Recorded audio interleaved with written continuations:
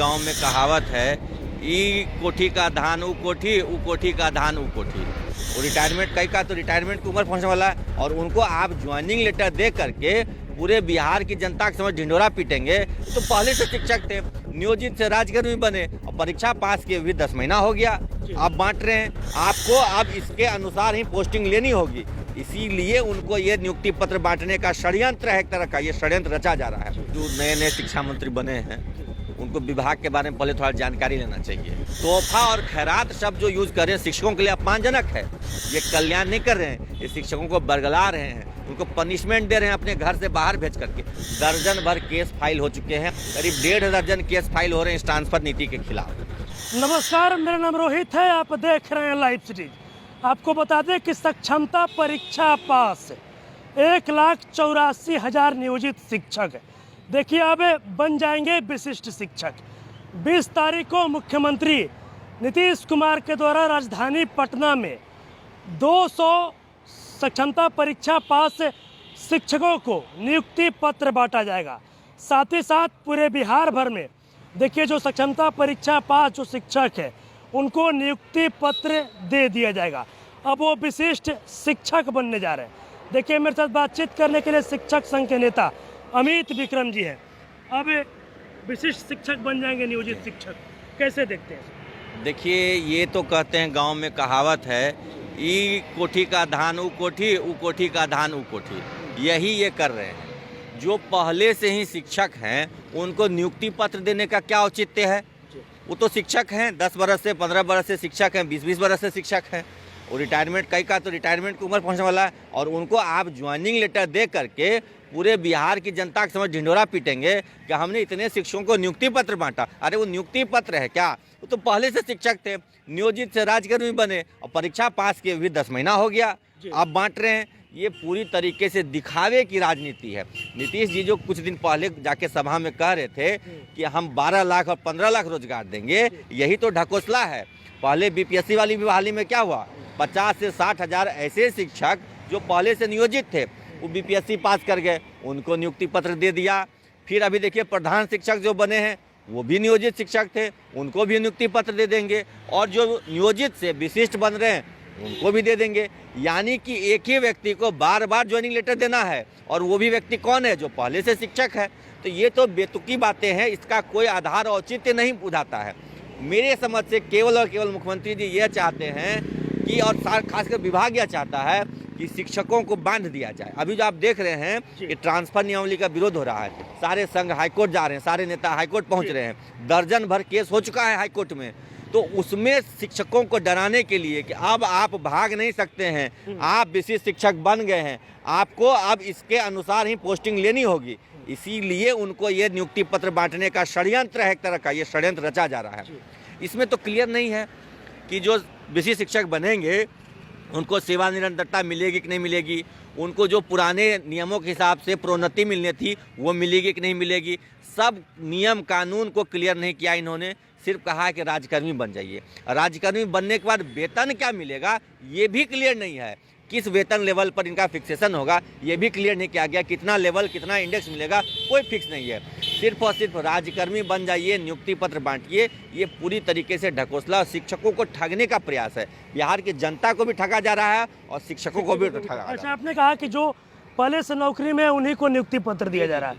जो शिक्षा मंत्री है वो तो कह रहे हैं कि नियोजित शिक्षक कभी सोचे भी थे क्या कि विशिष्ट शिक्षक बनेंगे, उनको तो तोहफा दिया जा रहा है।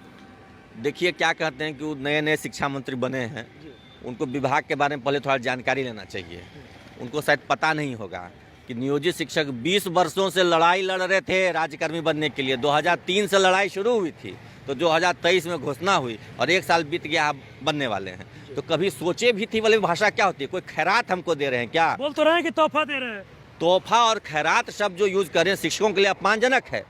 शिक्षकों के 20 वर्षों के संघर्ष का परिणाम है कि राजकर्मी का दर्जा, उस पर से भी इन्होंने क्राइटेरिया क्या लगा दिया था कि परीक्षा दे करके बनिए। तो परीक्षा दे करके जब शिक्षक बने हैं राजकर्मी, तो उसमें तोहफा की कौन सी बात हो गई? कि कोई परीक्षा दे करके पास किया तो तोहफा हो गया। और ये तोहफा क्या देंगे? ये तो पनिशमेंट दे रहे हैं, सजा दे रहे हैं। सजा क्या दे रहे हैं? कि जो परीक्षा पास किए उनको कह रहे हैं अपने गृह अनुमंडल से बाहर, वर्तमान पोस्टिंग से बाहर, पत्नी के अनुमंडल से बाहर, लगता है कि इस धरती मंडल से ही बाहर वायुमंडल और क्षोभ मंडल भेज देंगे। तो सरासर शिक्षकों को परेशान किया जा रहा है और झूठ का ढिंढोरा पीटा जा रहा है देश भर में, बिहार भर में, जनता के समक्ष कि हम शिक्षकों का बहुत कल्याण कर रहे हैं, बहुत भला कर रहे हैं। ये कल्याण नहीं कर रहे हैं, ये शिक्षकों को बरगला रहे हैं, उनको पनिशमेंट दे रहे हैं अपने घर से बाहर भेज करके। कोई सोचिए, कोई 2003 में शिक्षक बने थे, आज उनकी उम्र 50 बरस है, 55 बरस है। इस उम्र में उनको कहा जा रहा है कि अपने अनुमंडल से बाहर, यानी कि अपने घर से 50 किलोमीटर 100 किलोमीटर दूर जाके नौकरी कीजिए। बुढ़ापे में अब यही काम बचा है कि शिक्षक अपने घर परिवार को छोड़ करके दूर चले जाएं। इस तरह की जो ये नियमावली लाए हैं ट्रांसफ़र के लिए, ये तो शिक्षकों के लिए सजा है और इसको वो तोहफा बता रहे हैं। तो सोचिए कितनी हास्यास्पद स्थिति है कि उनको अपने ही विभाग की कितनी जानकारी है। जानकारी होती तो इस तरह तोहफा और गिफ्ट ये शब्द का इस्तेमाल ही नहीं करते। वो तो कहते कि हाँ भाई, नियोजित शिक्षकों ने बहुत संघर्ष किया, बहुत कठिन परीक्षा पास की, ये उनके संघर्ष और उनकी मेहनत का परिणाम है। तो इसको वो तोहफा बताने लगे, तो शिक्षकों का वो पूरा अपमान कर रहे हैं। वो तो अपमान कर। अच्छा, एक सवाल ये भी है कि जिस तरीके से ट्रांसफ़र पोस्टिंग को लेकर लगातार जो शिक्षक हैं वो नाराज है, कोर्ट जाने की भी बातें की जा रही है और ऐसे में अब शिक्षकों का कहना है कि अनुमंडल की जो वैधता है उसको समाप्त की जाए और प्रखंड की जो सीमा रेखा है वो तय की जाए। देखिए, ये जो ट्रांसफ़र पॉलिसी आई है जी, ये तो सिरे से हाईकोर्ट में खारिज होने जा रही है। दर्जन भर केस फाइल हो चुके हैं और दर्जन भर केस फाइल हो चुके हैं और 2-4-5 केस सोमवार तक में फाइल हो जाएंगे। करीब 1.5 दर्जन केस फाइल हो रहे हैं इस ट्रांसफ़र नीति के खिलाफ।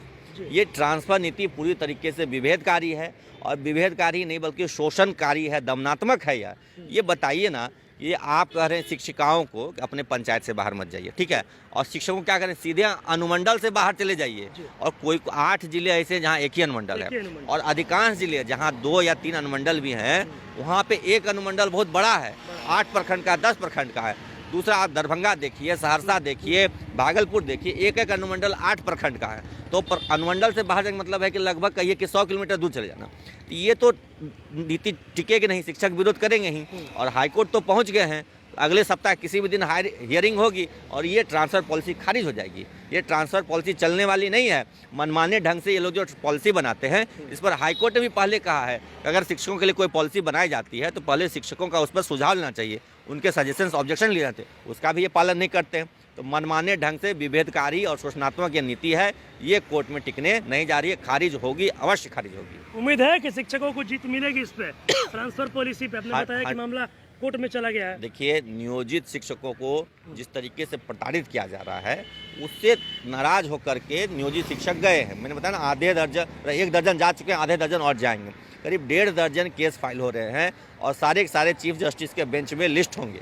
और चीफ जस्टिस साहब का पहले भी जजमेंट है कि इस तरह का शोषणात्मक, दमनकारी और विभेदकारी नीति नहीं बनानी चाहिए। इसके बावजूद ये बना रहे हैं, पूर्व के नियमों की अवहेलना करके बना रहे हैं।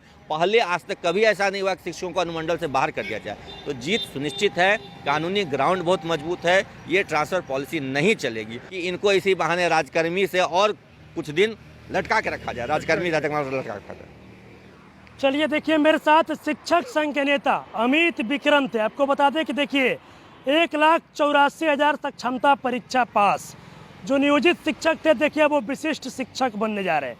लेकिन देखिए, शिक्षक संघ के नेता और शिक्षक खुश नहीं है, बोल रहे हैं कि जो पहले से ही नौकरी कर रहे हैं उनको विशिष्ट शिक्षक बना के शिक्षा विभाग या सरकार खैरात दे रहा है। क्या 2023 से ही, 2003 से ही हम लोग अपनी लड़ाई लड़ रहे हैं राज्यकर्मी के दर्जे के लिए। साथ ही साथ देखिए, ट्रांसफ़र पोस्टिंग पॉलिसी को लेकर भी लगातार जो शिक्षक नाराज चल रहे हैं। देखिए, इसको लेकर इन्होंने साफ कह दिया कि ट्रांसफ़र पॉलिसी को लेकर भी मामला हाईकोर्ट तक पहुंच गया है और उसमें भी शिक्षक जीतेंगे और जो ट्रांसफ़र पॉलिसी है वो सरकार को खारिज करना ही होगा।